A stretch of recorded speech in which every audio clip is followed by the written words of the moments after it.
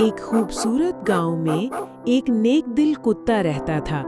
वो सबके साथ मोहब्बत और दोस्ती से पेश आता। एक दिन जब वो बाग में खेल रहा था, अचानक उसे एक नन्हा सा बिल्ली का बच्चा रोता हुआ मिला। बिल्ली का बच्चा बोला, मैं अपनी माँ से बिछड़ गया हूँ, मुझे घर का रास्ता नहीं मिल रहा।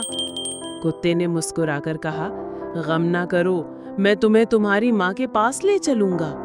वो दोनों जंगल, नदी और फूलों भरे मैदान से गुजरे।